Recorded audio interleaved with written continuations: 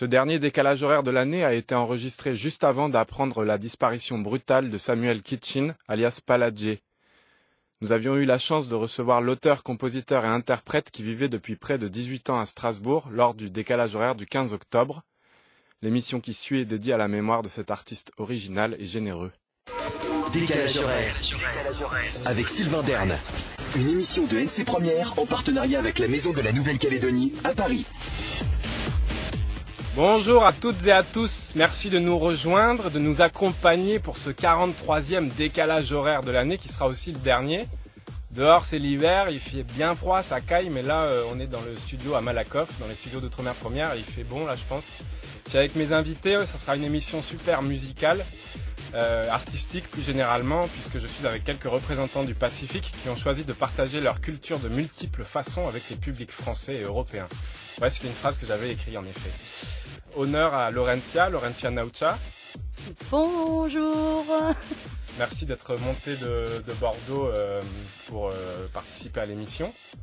Donc comment est-ce que on peut te présenter à nos auditeurs ? Eh bien, donc je suis originaire de Lifou par mon père et réunionnaise par ma mère. Et donc, comme citoyenne du monde, ça me va, comme humaine, et donc voilà, comme artiste, et voilà. Depuis combien de temps en métropole ? Depuis 14 ans, 14-15 ans. Et tout de suite, tu t'es retrouvée à Bordeaux ? De suite, à Bordeaux. Ouais. Pourquoi ? Voilà. Pourquoi là-bas ? Je faisais des études de droit. Bon, on va revenir sur ton parcours un tout petit peu plus tard. À ma gauche, Charles Baudry, c'est ça ? C'est ça. Donc toi, tu es venu en métropole il y a 2 ans ? En Europe. En Europe 2 ans, oui, c'est ça. Ouais. Est-ce que tu peux nous raconter un petit peu quelles ont été tes dernières pérégrinations ? En fait, j'ai terminé mes études en 2011, donc j'ai fini avec un BTS, et à partir de là, au Lapérouse, au Lapérouse, c'est ça. Et à partir de là, j'ai voulu voyager, découvrir un peu le monde, et du coup, je suis parti en Europe, d'abord en Angleterre, et par la suite à Paris. Ok. Donc voilà. Bienvenue parmi nous. Merci. Pour la dernière, on s'est aussi dit qu'on aimerait donner la parole à nos voisins du Pacifique. C'est super gentil, je reste.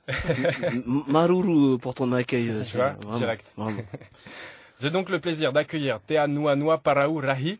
Exact. Et tu as choisi comme nom de scène Théa 987, Voilà, c'est ça ? Théa 987, voilà, juste un petit clin d'œil. On se dit toujours pourquoi les Antilles, voilà, 971, 972. Bon, voilà, c'était juste un petit clin d'œil. Effectivement, à mon île natale, à mon Fénois, à la Polynésie, Théa 987. Donc, diminutif de Théa Noanoa qui signifie arc-en-ciel en polynésien. Pour nous résumer un petit peu ton parcours, tu as choisi récemment de te consacrer entièrement à la musique. Effectivement. Et avant ça, qu'est-ce que tu faisais ? Donc j'ai suivi un cursus plutôt normal. Donc j'ai fait un bac pro MRBT, donc maintenance des réseaux bureautiques et télématiques. Ensuite j'ai fait un BTS informatique de gestion, je suis administrateur de réseau, et pour terminer avec un diplôme d'ingénieur en informatique. Donc voilà, je travaille, j'ai fait chef de projet informatique. Mais voilà, la culture, ça m'a toujours porté, ça m'a toujours bercé. Donc voilà, je suis devenu encore plus aujourd'hui artiste. Et du coup, l'informatique, tout ça, t'as complètement mis de côté ? Non, j'ai pas mis de côté, parce que tu sais qu'en France, je sais pas si c'est comme ça aussi sur le Caillou, mais en France, il faut faire de l'alimentaire, tu vois. Donc disons les choses très clairement. Donc effectivement, il faut travailler à côté, voilà, pour servir de payer ses factures et autres. Mais mon cœur a toujours été dans la musique, donc aujourd'hui encore plus que jamais. Voilà. Pour présenter notre 4e et dernier invité, Monsieur Raphaël Kaikilikofé, représentant du SIAPO ici en France, je vous propose un petit extrait sonore. L'Océanie. Le collectif SIAPO. Redites-nous le collectif. SIAPO, Solidarité itinérante d'artistes du Pacifique et d'Océanie, du Vanuatu. Le Pacifique et l'Océanie devant nous ce soir à Nice, toujours en direct de la place Masséna, pour l'ouverture de ces Jeux de la francophonie.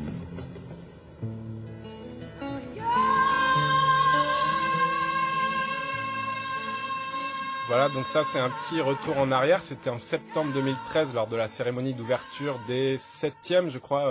Jeux de la francophonie. Voilà. Merci beaucoup Sylvain de nous avoir invités, et puis merci pour cette très belle introduction. Tous les représentants de la francophonie dans le monde étaient représentés. Oui, et voilà. On a fait appel à vous. À savoir que dans le monde, il y a 220 millions de locuteurs francophones, et sur différents pays, sur tous les continents. Donc le SIAPO a représenté ici l'Océanie, le continent Océanie. D'ailleurs, Laurentia faisait faisais partie des gens qui y participaient, c'est ça? Tu as pu chanter? Tout à fait. Très fort souvenir, très grande aventure humaine et aussi artistique. Voilà.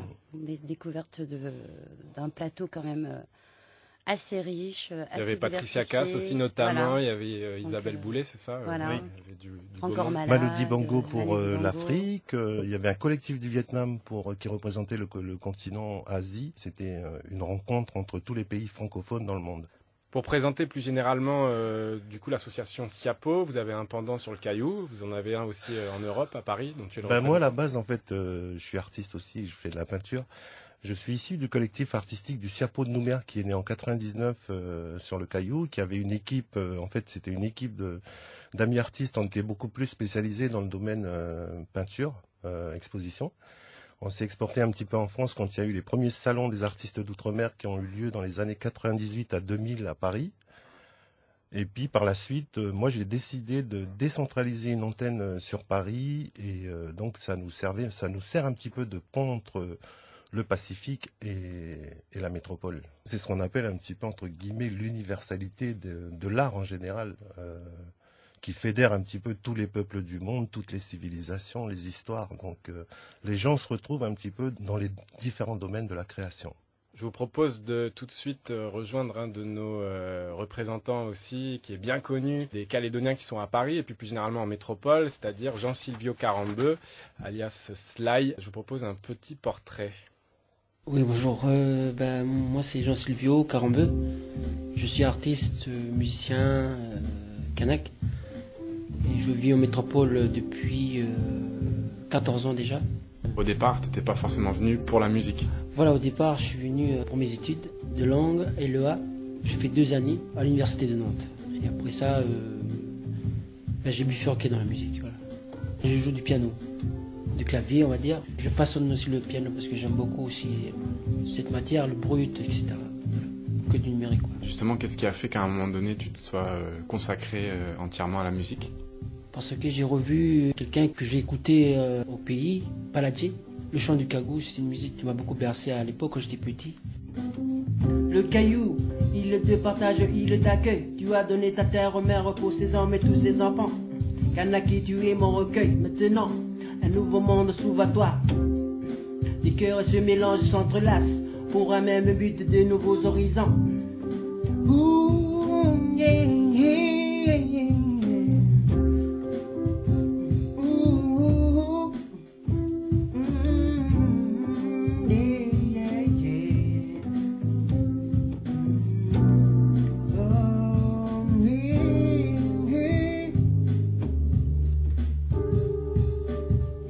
Papa, maman, tu es le gardien de cette terre coutumière.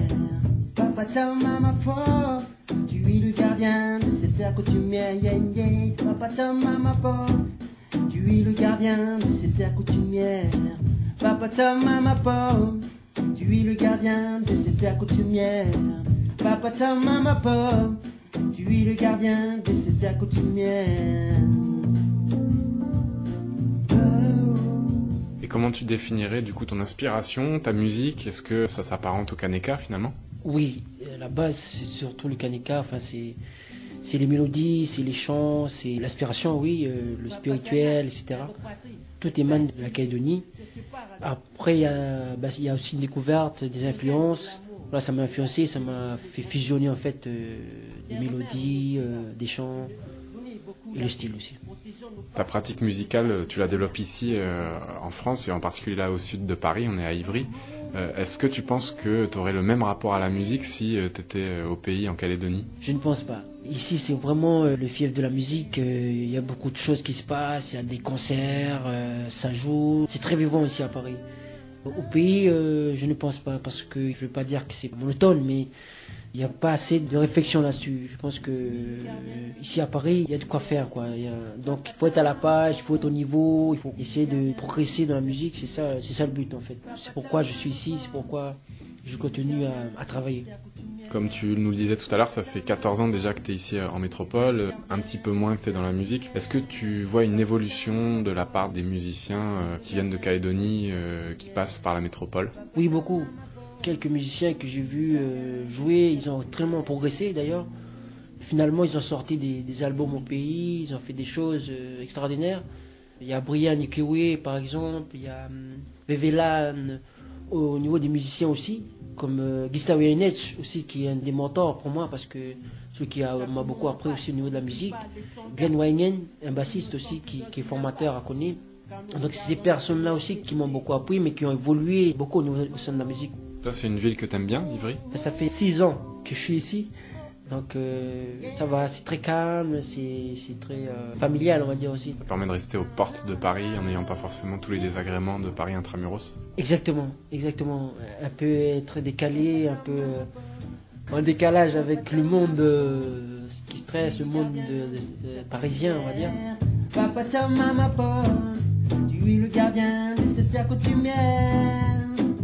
Aïe, aïe, aïe, oh. Un petit message à faire passer au pays? Oui, big up à tout le monde. Je veux dire, c'est bientôt la nouvelle année, bientôt les fêtes. Je dis simplement bonne vibration pour le Kaneka et bon courage à tous ces musiciens, ces chanteurs qui veulent faire évoluer la musique et essayer d'avoir une place au sein de la musique du monde.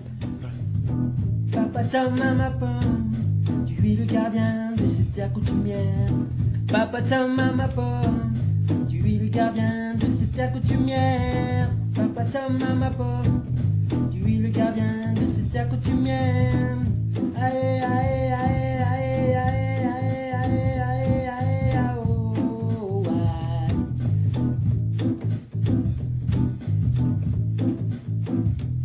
Da, mata, wanda, mata, nama. Aïe, aïe, oui. La parole pas en rouge, mais pas non pas.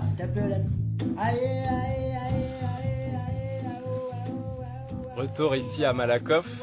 C'est bien ce qu'il fait ça. Ouais, c'est bien. Ah ouais, c'est un kiff. T'as déjà eu l'occasion de le voir en concert? On a déjà fait des petits trucs ensemble, mais pas avec son clavier en fait, mais même en tant que DJ, parce qu'il venait souvent dans des soirées qu'on organisait, notamment à l'Orchidée. La soirée spéciale Pacifique. Mais c'est bien. Je savais pas aussi qu'il rappait tout ça. Ouais. Bah oui.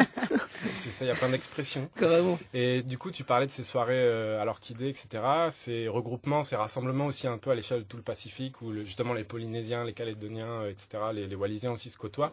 Est-ce que ça fait longtemps qu'il y a ça en place? Bah en fait, ce qui se passe, c'est que malheureusement, ça s'est arrêté puisque la patronne de l'établissement donc a vendu. Mais c'était la première fois où on avait vraiment un endroit. Donc c'était pas, à vrai dire, pas la première fois, mais en tous les cas dans ce type de soirée, dans ce type d'ambiance, c'est-à-dire vraiment avoir l'ensemble du Pacifique représenté avec voilà de la musique du moment, un peu plus de traditionnel. On voulait vraiment faire un truc comme au pays en fait et ramener un peu tout le monde. Bon, après on sait comment ça se termine les soirées, mais je vais te censurer.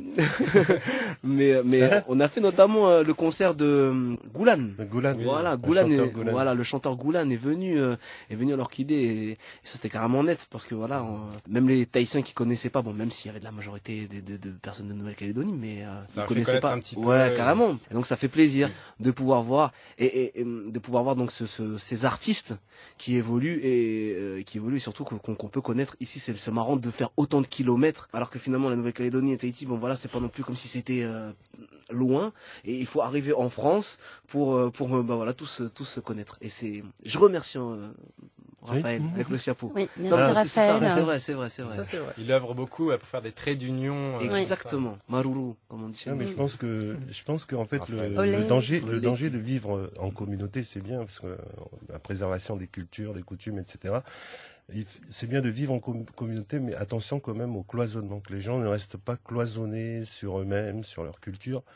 C'est pour ça que le fait d'aller vers l'autre, c'est toujours déjà une ouverture vers celui qui est juste à côté, et puis une ouverture sur le reste du monde, parce que l'Océanie même, qui est un continent, est inscrit dans le monde. Et à l'instant, on entendait Sly notamment parler du fait qu'il avait quitté la Calédonie pour se confronter notamment à une forme on va dire, de concurrence en étant ici à Paris. Est-ce que c'est des choses que vous ressentez, vous qui êtes dans la musique, alors Théa, peut-être qui est sur Paris? En fait, le réel problème que nous avons, nous, personnes du Pacifique, c'est ça, c'est d'avoir une vraie visibilité aux yeux du monde. On a tellement de potentiel, que ça soit en Nouvelle-Calédonie, que ce soit même à Tahiti, des gens qui font aujourd'hui de la musique parce qu'ils aiment ça, c'est dans leur leur sang, ça coule, c'est inné chez eux. On a du mal à voir ces espèces de tremplins en fait qui peut exister et de faire le lien entre ici et la France, alors que nous sommes dans les locaux quand même de Outre-mer Première. Mais bon, à force, je pense que voilà, de se faire connaître et tout, j'espère en tous les cas qu'on va monter. C'est ce qui tend à se faire. Pour rebondir à cette réflexion, parce qu'en fait, il y a beaucoup qui font cette remarque que le Pacifique, on n'est pas beaucoup visible. C'est tout simplement une question mathématique, parce que c'est la question du nombre. Oui, c'est-à-dire qu'au niveau Pacifique, par rapport, par exemple, on se compare aux Antilles, c'est pas du tout comparable. Parce que déjà, on est beaucoup moins, et en fait, les populations, nous, on est une minorité qui est carrément invisible en France. Je pense que c'est la raison première pour lesquelles on a du mal à avoir accès à certaines choses. Mais je pense que... Le CEPO va changer tout ça. Non, mais je pense qu'en fait, je pense qu'il y a des dispositifs aujourd'hui qui essaient de mettre les moyens, qui donnent des faveurs au Pacifique pour pouvoir, c'est-à-dire c'est à nous de saisir quelquefois des opportunités, des tremplins. Mais voilà, il faut y aller. Et alors une question un peu entre guillemets avocat du diable, est-ce que en étant ici, on risque pas de perdre un peu les racines ou ce qui fait aussi l'originalité de notre culture si elle est à 20 000 km par exemple? Non, franchement, non. Ça peut, au contraire, ça peut être qu'une force. Tu vois, c'est marrant parce que voilà, il y a tellement de jeunes qui viennent ici pour faire leurs études, tu vois, et ils savent pas la chance qu'ils ont quand ils sont là-bas d'avoir tout ce qu'ils ont à proximité d'eux, la mer, tout ça. Ils attendent d'arriver ici. Il y en a qui apprennent le tahitien ici. Ils apprennent à jouer du ukulélé ici, de la guitare. Vraiment, ils se replongent en fait dans leur culture alors qu'ils étaient là-bas. Tu vois, donc non, quelque part c'est justement l'éloignement qui fait qu'on se rapproche encore plus, tu vois, de ces racines, de ce que nous sommes. Et c'est une force. Dans la tête des gens aussi, ils ont toujours cette image du Pacifique, cliché, la plage, cocotier, machin. Tout de suite, quand on parle d'outre-mer, de Pacifique, c'est tout de suite on est mis un peu dans une bulle à côté. Dans le cliché. Dans une bulle à côté. On doit défendre un cliché. Et quand on parle des réalités, en fait, on n'existe pas dans les réalités. Les réalités, c'est-à-dire que les réalités, c'est quoi? Les artistes sont aussi sur le terrain. Et ça étonne toujours quand les gens du Pacifique font des conférences, font des peintures, font de la poésie. Ça étonne parce qu'ils n'ont pas l'habitude justement de ça. C'est exactement ça. Et donc voilà, il faut justement mettre en avant autre chose que les clichés du Pacifique, que les clichés culturels. Ouais, que ça sorte. En fait, ces images clichés qui ont été ramenées par les navigateurs, on nourrit beaucoup les imaginaires aujourd'hui. C'est-à-dire qu'on a ça continue aujourd'hui. Ouais, ça continue aujourd'hui. Et puis même, le danger, en fait, c'est que certaines personnes aussi, enfin, de chez nous, qui pensent qui sont dans la démarche d'affirmer une culture, mais en fait, ils sont aussi dans ce sens-là folklorique, de cultiver ces clichés. Donc, c'est pas évident. Il y a quelques années, on avait essayé d'œuvrer avec Canac Spirit, on avait essayé de faire ça. Ça existait déjà avant. Donc c'était à Bordeaux? C'était à Bordeaux, mais il y avait déjà d'autres structures qui ont œuvré artistiquement. Mais le problème, c'est que c'était enfermant. Pour moi, c'était ouvert à tous, mais c'est vrai qu'on n'arrivait pas forcément à atteindre nos objectifs. On n'y arrivait pas. Par rapport au public. Bah oui, parce qu'il y a quelque chose il y a une réalité aussi à laquelle on doit faire face. Donc quelque part, on œuvrait, mais quelque part, on donnait beaucoup de nous-mêmes, mais finalement, les retours étaient peu évidents. Mais ça partait effectivement d'un constat. Quand on arrivait en France, je me disais, mince, on est bien en France, enfin en Nouvelle-Calédonie, c'est encore français. Et je comprenais pas en fait que notre culture et tout, elle était ignorée, quoi. J'ai la chance d'avoir avec moi des vrais artistes en chair et en os. Je propose un petit live si Théa, t'es d'accord pour aller retrouver ton ukulélé. Yes.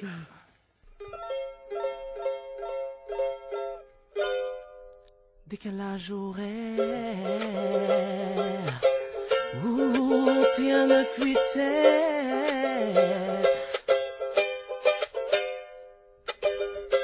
Tamari no Tahiti Inuae.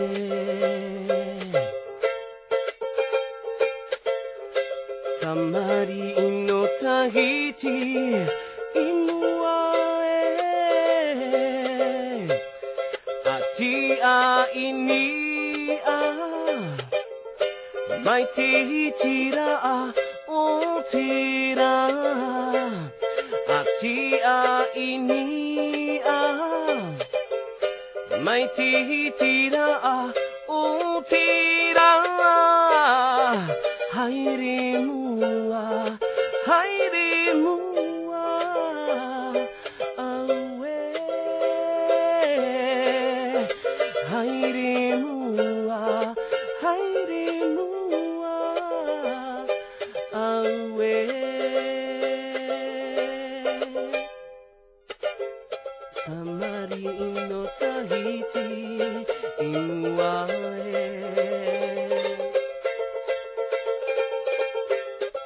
Tamari no Tahiti Imua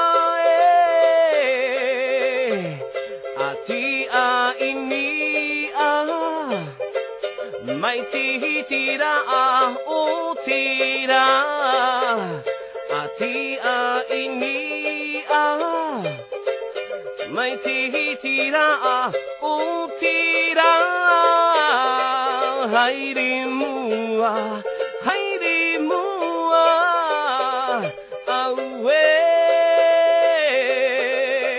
Hairi mua Hairi mua Aue Oleti de Calazuré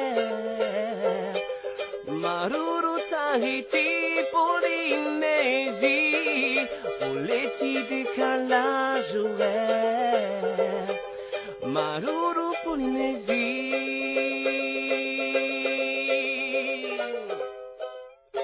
T1987. Merci beaucoup. Merci pour la dédicace. Voilà, on a le générique pour l'année prochaine. Là. tu peux nous présenter un petit peu le morceau que tu viens de jouer? Eh ben en fait c'est très simple. Tamari no Tahiti, c'est enfant de Tahiti, et Harimua, avancé. C'est exactement ça. Il y a rien d'autre à dire. Aujourd'hui, on est tous dans une espèce de dynamique et une espèce de direction qui fait que on est tous des enfants de nos îles lointaines, quelles qu'elles soient, et qu'il faut qu'on avance. Et moi, avancer justement avec des gens qui sont autour de cette table, au contraire, encore pire, encore mieux. Parce que tout à l'heure, on parlait du Siapo, mon Raphaël, qui est quelqu'un de très modeste, hein, disons-le, avec beaucoup d'humilité, a fait quelque chose que peu de personnes ont fait. C'est-à-dire, il a présenté par exemple une conférence sur le Ori Tahiti. Le Ori Tahiti, c'est la danse polynésienne. La danse polynésienne telle qu'on la connaît, c'est ce qu'on disait tout à l'heure, c'est rentrer dans ce cliché de culture, donc folklore. Lui, il a amené autre chose, c'est-à-dire le pourquoi, l'histoire, comment ça s'est passé. Et donc il avait une intervenante de renom, donc Punahe Prokop, voilà, Punahe Here Prokop, qui a fait donc cette intervention. Et moi, c'est vraiment quelque chose qui me touche parce que c'est vraiment l'ouverture en disant, peu importe, Wallisien, Kanak, Tahitien, on fait une conférence sur du Ori Tahiti, tu vois. Et voilà, là on voit comme je disais, tu vois, cette espèce de synergie qui se crée, ce lien pour aller de l'avant, quoi. Raphaël, justement, quand on écoute Théa, ce qui est intéressant aussi, c'est de se demander, toi, avant que tu quittes le Caillou, que tu quittes la Nouvelle-Calédonie, est-ce que c'était des choses comme ça qui t'avais déjà ces envies-là? Non, pas du tout. En fait, j'étais loin de penser que j'allais me retrouver dans cette histoire. En fait, j'étais parti de Nouméa parce qu'en fait, je suis employé dans une compagnie aérienne nationale. Dont nous tairons le nom, mais elle se finit par France. Oui, voilà.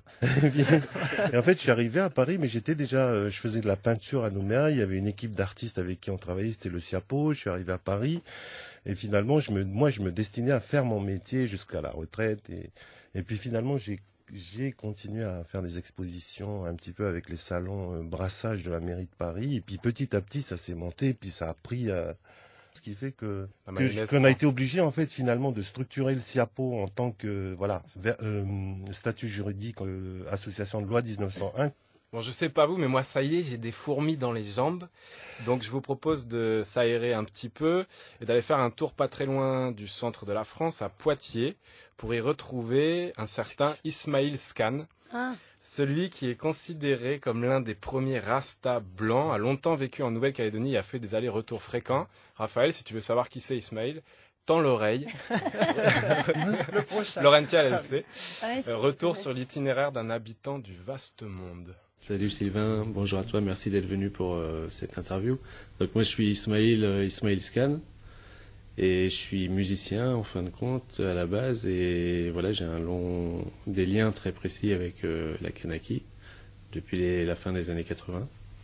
Ma rencontre avec la Calédonie s'est faite dans le Pacifique en Polynésie puisque adolescent rebelle et fatigué de la vie urbaine et de la France en fait, n'ayant pas peur de le dire. J'ai décidé de tout plaquer et de partir sac à dos en Polynésie. Puis c'est comme ça que j'ai atterri à Tahiti où je suis resté presque toute l'année 84. Étant dans la sphère pacifique, j'ai eu des infos qu'on n'avait pas dans la sphère atlantique sur tous les événements puisqu'on est en pleine période des lois Machoro, l'assassinat des lois Machoro. Donc j'ai eu plein d'informations et un autre regard sur l'information comme j'étais très militant, très rebelle, très révolté, j'étais pro-reggae, pro-jamaïcain, tout ça. J'ai beaucoup côtoyé les Black Panthers aussi dans le 13e arrondissement à Paris à l'époque. Et du coup, c'est rentré dans le cadre de mes affects. À la fin de cette année en Polynésie, j'ai décidé de revenir en France pour deux raisons principales. C'est d'abord rassembler ma culture, c'est-à-dire étant à moitié orientale, de trouver le maître qui allait m'enseigner cette partie qui me manquait de ma culture, et trouver les frères. Voilà, trouver les frères Kanak et travailler avec eux. C'est comme ça que je suis revenu en France en 85 pour ça. J'ai toujours aimé la musique, en fait, j'étais très dans l'auditif et j'ai toujours été très touché par la voix. Donc c'est important aussi après parce que j'ai beaucoup aimé chanter les tapéras et j'apprécie énormément la culture vocale de Calédonie. Après, à l'adolescence, je voulais être écrivain aussi, mais à l'adolescence c'est très très difficile. Et du coup, c'est devenu une sorte de il y a que la musique, quoi. Puis c'est la seule chose qui m'intéressait sur cette planète, en fait, la fraternité avec les gens qui souffrent et la musique. Je suis venu tout naturellement en guitare pour le reggae et en oud pour musique orientale. Et après, le saz est venu après, vers l'âge de 15-16 ans. En fait, ça correspondait exactement à ce que je recherchais. Est-ce que tu peux nous dire un peu ce que c'est comme instrument, parce qu'on connaît pas forcément, enfin moi en tout cas. Le oud, c'est un instrument à cordes, donc c'est que des cordes grattées, comme la guitare. D'ailleurs, le oud, ça serait l'ancêtre de la guitare en théorie. Et donc c'est des cordes de nylon, donc ça aura un son quelque part plus feutré que la guitare, mais ça se rapproche de la guitare classique en fait, en termes de son. Après, par contre, le saz, c'est beaucoup plus asiatique d'origine, puisque c'est vraiment l'Asie centrale, la Turquie, son bassin de naissance. Et là, c'est un instrument, une caisse en demi-poire avec un très long manche. Et puis, ça va de 6 à 12 cordes parce qu'il y a 5 tailles de saz. Du saz contrebasse au petit saz qu'on peut apparenter au ukulélé. Là, par contre, c'est des cordes métalliques. Donc, c'est un son très différent, beaucoup plus cristallin, qui rappelle un peu de loin le son du clavecin.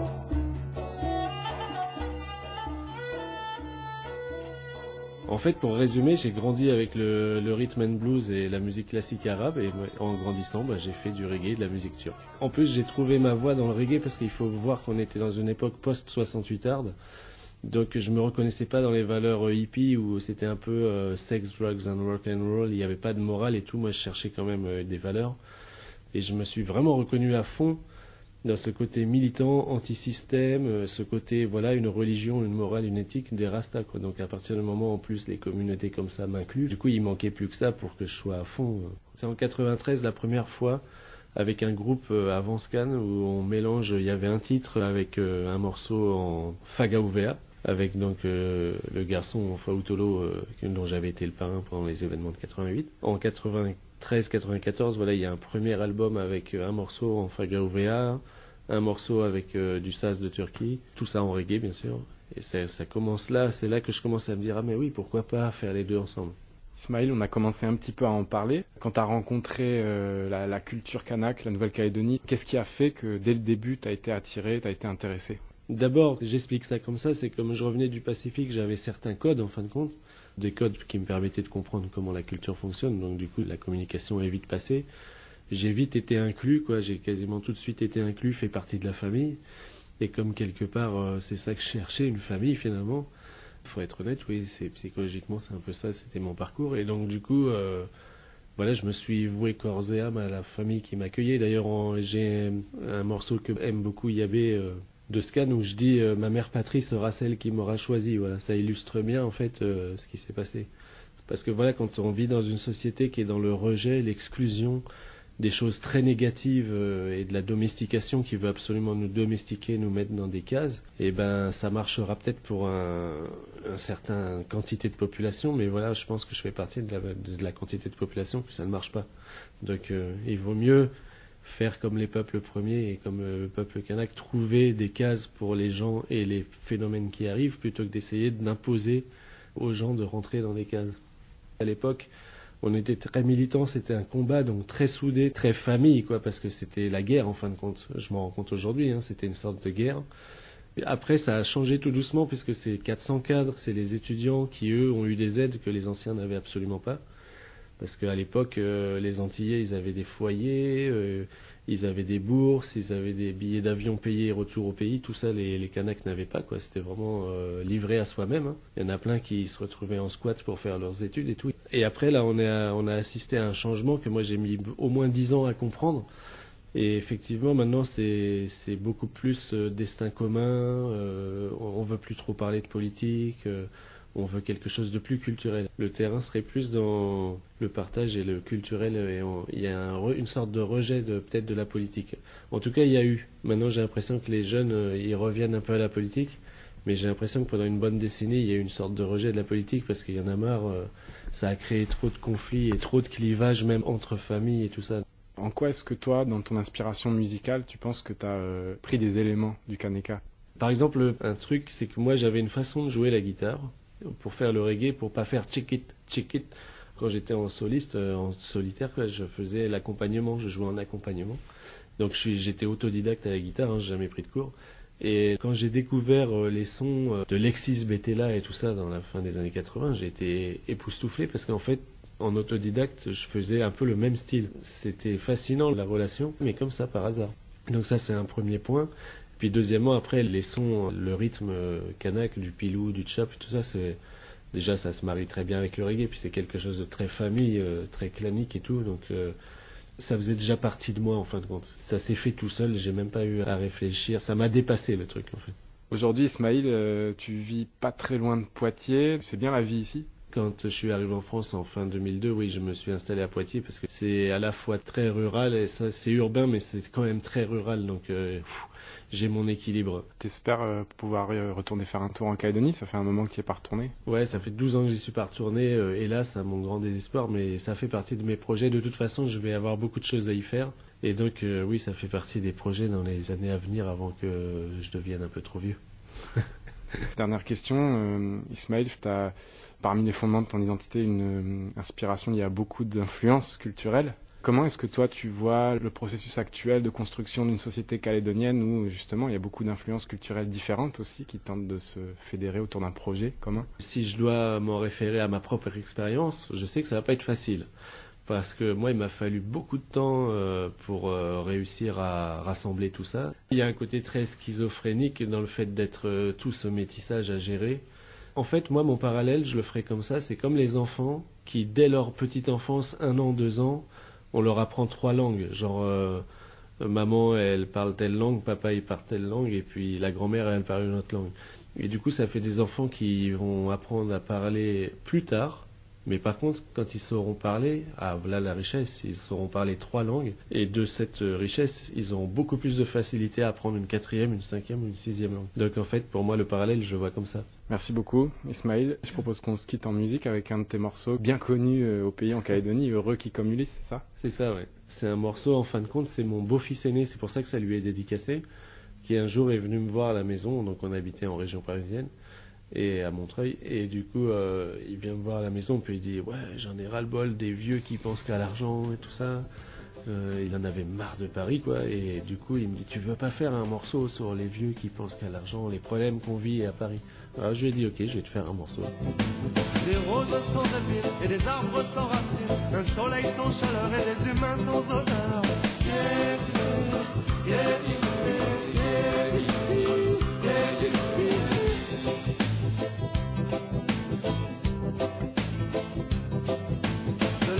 Sans connaissance et de la science, sans conscience, on ne respecte plus les vieilles gens qui n'aiment que l'argent.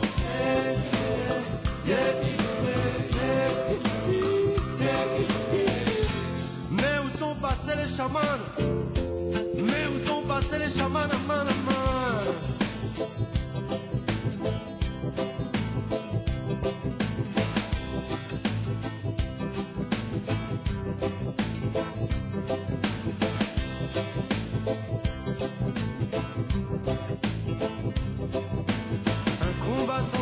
Construit des haines bestiales, une société sans rire, construit des martyrs.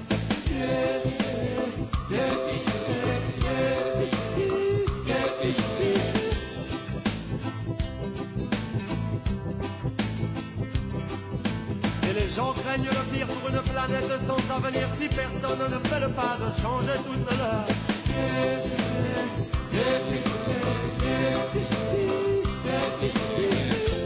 Mais où sont passés les chamans?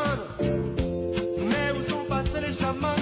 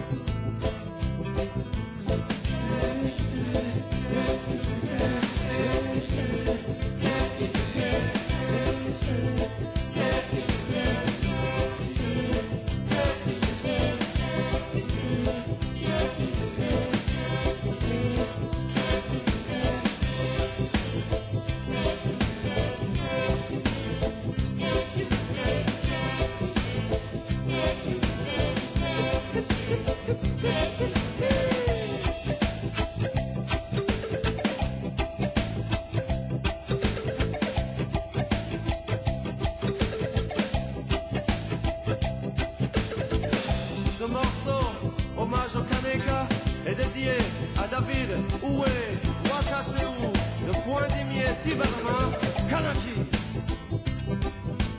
Les politiques sans foi ni loi qui craignent le cheval de Troie, heureux qui communiste, n'a pas connu la police.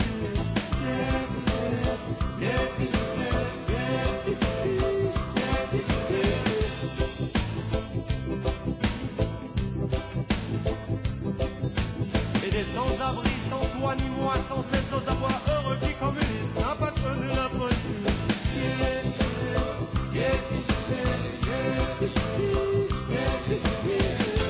Mais où sont passés les chamans? Mais où sont passés les chamans?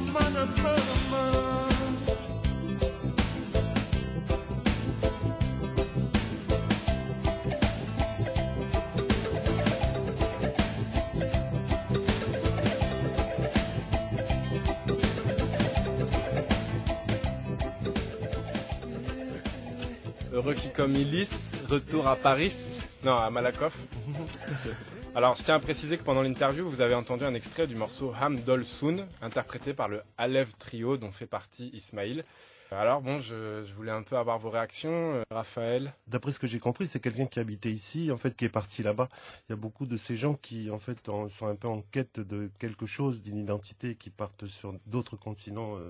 D'ailleurs, des amis qui sont d'une famille aussi, comme il le dit. Parce qu'en fait, peut-être que lui, il a des valeurs qui sont plus d'actualité en France ou des choses comme ça qu'il arrive à retrouver dans le Pacifique. Et donc, c'est tout à fait compréhensible chez ces gens-là, comme dans le sens inverse aussi. Donc. Moi, je pense que l'identité, c'est quelque chose au départ qui est individuel, parce qu'en fait, une identité, c'est quelque chose, un nom, un prénom, une origine. C'est personnel. Après, ça devient une famille, ça devient un clan, ça devient une communauté. Après, il y a une identité, par exemple, une identité nationale, comme être citoyen français. Donc, en fait, il y a plusieurs définitions, Mais c'est vrai que si on parle de culture, essayer toujours de redéfinir ce que veut dire le mot culture et à quelle époque. Donc c'est quelque chose qui évolue dans le temps. Culture aujourd'hui n'a plus forcément le même sens qu'il y a une dizaine d'années, une vingtaine d'années, parce que les mœurs évoluent, les populations. Donc, Parce qu'en fait, on est tout simplement dans une crise identitaire, très clairement. C'est ça le truc en fait. Ouais. Nos cultures, on est totalement en adéquation avec la mondialisation, donc de ce que c'est, parce que ça nous a touchés tous, même jusque dans le Pacifique.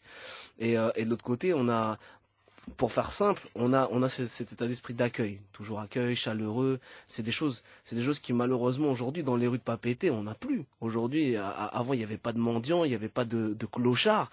Aujourd'hui, c'est une triste réalité, mais c'est comme ça. Donc ça veut dire quoi? Ça veut dire que voilà, tout ce rapport avec l'argent, tout ça, ben voilà, ça nous a quand même vraiment bien affecté. Et on parle de nombrilisme ici en France, mais on parle aussi de pitoïste.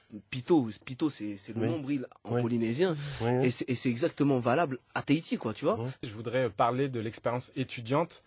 Toi, Théa, tu es l'ancien président de l'AEPF, Association des étudiants de Polynésie française à Paris. Comment tu résumes un peu les choses par rapport aux étudiants quand ils arrivent ici en métropole? Est-ce qu'il y a aussi ce décalage-là pour eux? Bien sûr. Donc moi, en fait, puisque mon parcours est totalement différent d'un étudiant normal, c'est-à-dire que moi, j'ai eu cette chance réelle d'être né en Polynésie et à l'âge de 2 mois, en fait, j'ai atterri ici. Donc j'étais fa'amou, adopté. La chance que j'ai eue, c'est d'avoir été adopté par un Tahiti, donc un Tahitien. Et donc, en fait, je me considère comme une arme. Une arme, pourquoi? Parce que j'ai grandi ici et je sais ce que c'est. Voilà, moi j'ai pas grandi en pavillon, un truc comme ça, tu vois. C'est pas pour dire que dans les cités, mais j'ai aussi ce rapport avec la France qui est dur. Et quand j'ai commencé donc à rentrer dans cette culture, et à un moment donné, même je le dis dans une de mes chansons, ma culture m'a sauvé, parce que voilà, j'aurais pu soit finir derrière les barreaux, soit finir dans un cercueil, pour de vrai, tu vois. Et ça, c'est une réalité aussi. Donc ma culture m'a sauvé, je me suis mis à vraiment croire en mon pays, en mon fénois, en tout ce qu'il faut pour vraiment aider les étudiants. À la base, c'est pour ça que je suis rentré en tant que président de l'AEPF. Et j'ai bien entendu vu qu'il y a forcément un décalage. Tu quittes la Polynésie où il fait des 26 degrés dans l'eau, déjà il y a la mer. Donc déjà tu arrives sur Paris, c'est pas la mer. Tu quittes un ciel bleu où il fait chaleur, tu arrives ici, il fait froid et les gens sont gris. C'est un triste constat d'état, mais c'est comme ça.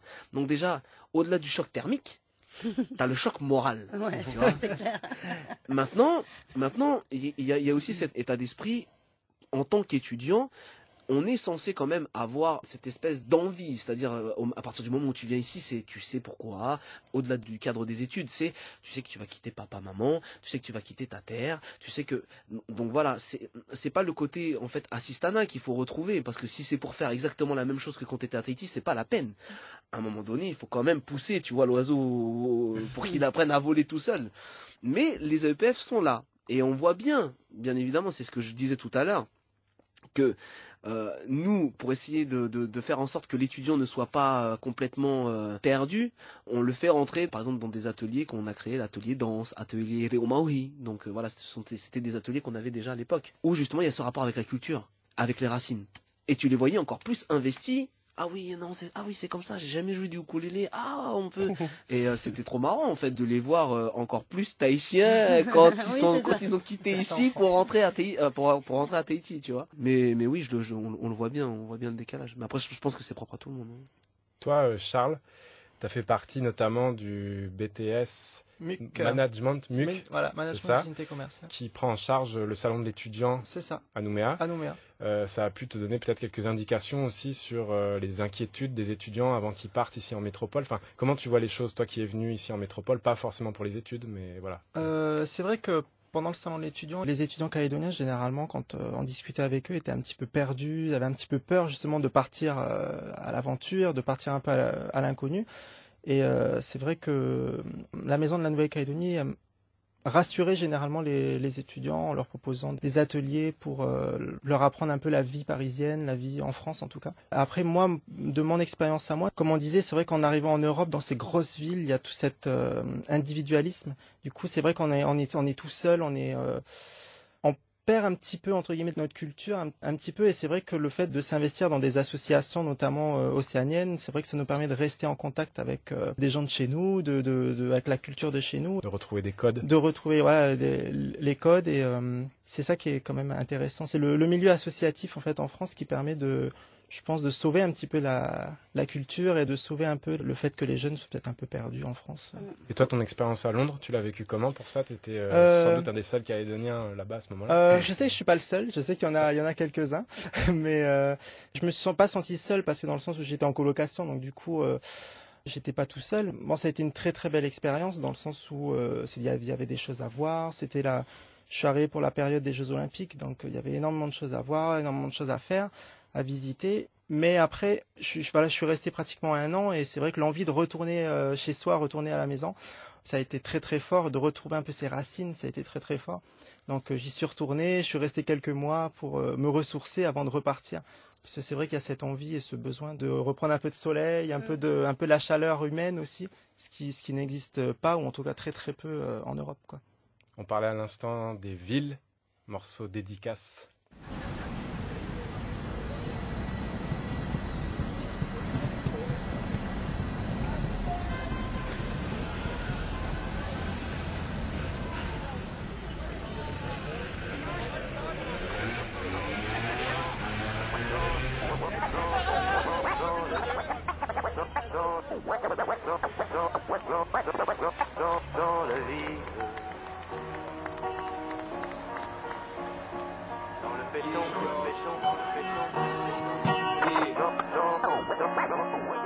La ville, c'est mon terrain de jeu. Je drop plein de rimes comme du sable. À domicile ou à l'extérieur, je tape jamais en touche. Longe les trottoirs comme des millions d'âmes. Avec ce penchant pour l'improvisation, enflammant le macadam. J'ai aimé la ville où j'ai grandi, les autres où je traîne à l'occasion.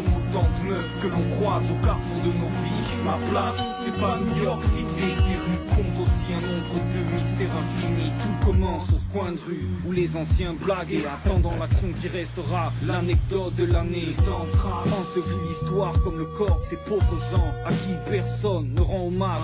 Par chance, mon 43 de pointure emprunte les mêmes impasses et fiche dans l'écriture mes expressions tenaces. En compétition avec des tas de stickers, Space Invaders. Faut que ma voix laisse une trace comparable au boulevard Haussmann. Passe le postcard, que mon blast prenne place. En ville, y a ceux qui font du shopping, d'autres essaient de survivre. Moi je descends marquer le temps par le talon de mon swing. Comme la Motown ou Jack la Mota. Retourne la tête du passant comme un potard. Du métro jusqu'au soir, du soir au petit matin. Je gratifie les souterrains, graffiti vocaux, plein de couleurs musicales. Avec la frustration cannibale d'un MC n'ayant aucun jour à se mettre sous la dent. Exploitant les rues dans l'attente d'une inspiration marquante afin que les mots frappent ton cerveau.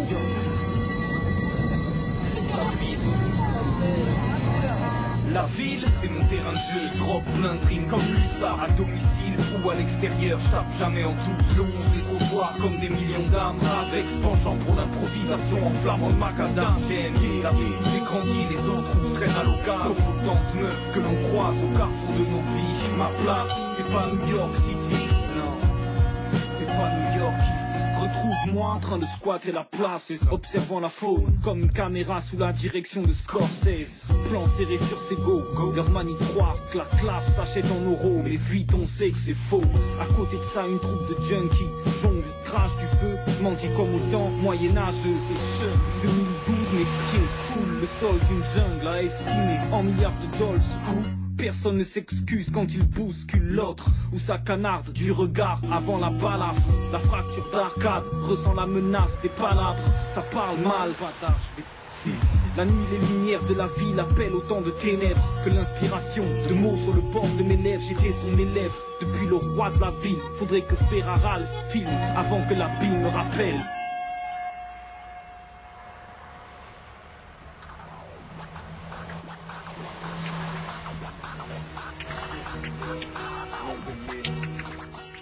Voilà, c'était une petite dédicace. J'avoue que je fais un peu de pub pour un pote à moi, un K47 qui était à Montpellier pendant les études avec moi, et son collectif, l'argent de la drogue, la DLD. C'est un travail pour moi qui est patient et sans concession que ce collectif originaire de Perpignan perpétue depuis quelques années.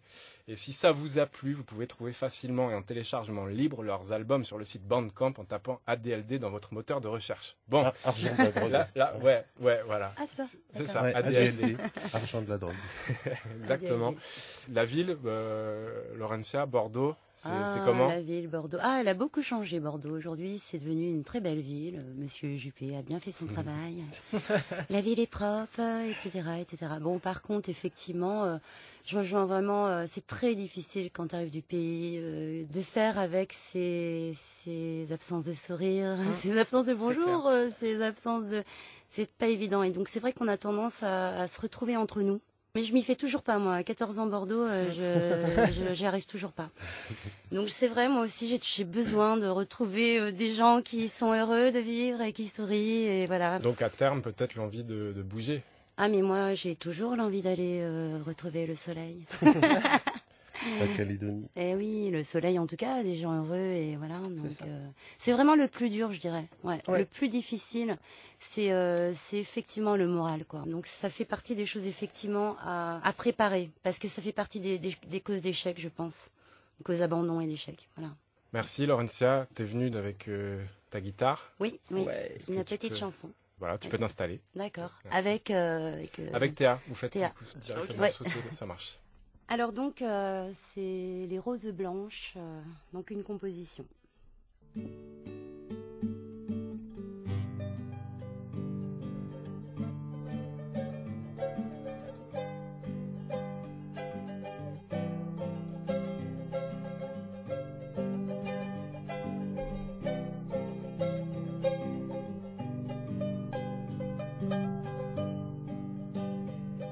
Les roses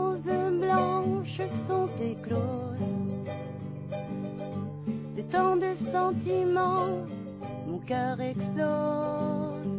Je ferai de mon mieux pour leur ressembler, mon amour. La beauté de l'univers m'émerveille, tant de pureté me laisse rêveuse. Tout en moi est en éveil, berce mon cœur en mon âme heureuse.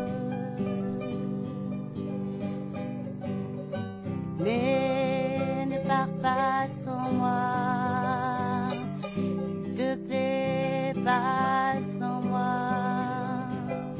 Je crains le mauvais temps qui paraîtrait devant nous, détruisant tout sur son passage. Non, ne pars pas sans moi, s'il te plaît, pas sans moi. Je crains le mauvais temps qui paraîtrait devant nous, détruisant tout sur son passage. Les roses blanches sont si belles, mon amour, admire-les. Je voudrais être comme elles, t'enivrer de leur parfum sorceleur. Toute une vie auprès de toi, savamment construite comme l'a fait nature, sans que ce soit une torture, simplement un instant de vie et de joie. Mais pars pas sans moi, s'il te plaît, pas sans moi. Je crains le mauvais temps qui paraîtrait devant nous, détruisant tout sur son passage. Non, ne pars pas sans moi, s'il te plaît, pas sans moi. Je crains le mauvais temps qui paraîtrait devant nous, détruisant tout sur son passage.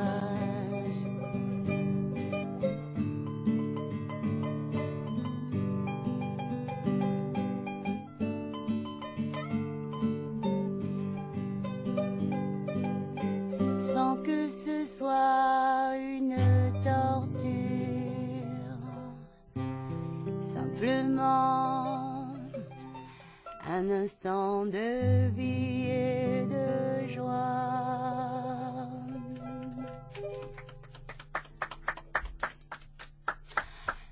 Alors une spéciale dédicace à ma famille, à Lifou, à Tangoué, partout là au pays. Voilà, je vous souhaite de bonnes fêtes, je vous aime et voilà, plein de bonnes choses à vous. Merci beaucoup la Polynésie grâce à Théa et puis la Calédonie grâce à Laurentia pour ce beau morceau. Un mot pour conclure, Raphaël. Écoutez, je vous souhaite à tous les auditeurs de Décalage Horaire de très bonnes fêtes, une excellente année 2015 et puis plein de bonnes choses, de création pour les artistes. Voilà. Merci, toi Charles. Oui, de bonnes fêtes à tout le monde, présent sur le Caillou et puis un petit coucou à la famille et voilà. Théa. Un grand merci à toi Sylvain pour l'invitation et l'accueil vraiment que tu nous as fait cet après-midi. Bien entendu, spécial dédicace à toute la Nouvelle-Calédonie, spécial dédicace à toute la Polynésie. Et juste un petit message, en fait, il y a un appel au don de la part justement de l'association des étudiants de la Polynésie française de Paris, parce que voilà, ils ont quelques petits désarrois en ce moment, problème de dette, tout ça. Donc ils ont effectivement un gros problème pour tout ce qui est don. Donc vous avez le Facebook de la FPF, exactement. Exactement. Oui, il y a toutes les infos. Bon, le message est passé. Mais merci Sylvain. Merci beaucoup Sylvain. À bientôt. Merci à vous. Je voudrais conclure ce dernier ce dernier décollage horaire de l'année. C'est le décollage. En remerciant tous ceux qui ont accepté de parler sous la contrainte du micro jaune ces 10 derniers mois, les étudiants, les sportifs, les militaires, les travailleurs, les passants. J'aimerais aussi partager une pensée avec tous les malades venus ici en métropole pour des opérations lourdes, comme des greffes par exemple. Je voulais inclure le témoignage de l'un d'entre eux pour cette dernière émission, mais finalement ça n'a pas pu se faire à cause du timing. C'est bientôt Noël et les fêtes de fin d'année, donc on vient d'en parler. Du coup, un peu partout en France, les associations vont organiser le Noël des enfants, celui des malades. Merci donc à toutes les associations d'étudiants et de Calédoniens en général présentes en métropole qui m'ont accueilli au cours de cette année. Vous faites un super boulot. J'espère que le projet de fédération sur les rails va bientôt permettre de renforcer cette dynamique. Merci enfin à la Maison de la Nouvelle-Calédonie, en particulier à Florence, et puis à Nouvelle-Calédonie Première qui m'ont fait confiance cette année. Ça n'a pas tous les jours été facile, mais au final, j'en garde de fantastiques souvenirs et le plaisir d'avoir rencontré un peu partout en métropole de très belles énergies qui donnent confiance pour l'avenir du pays.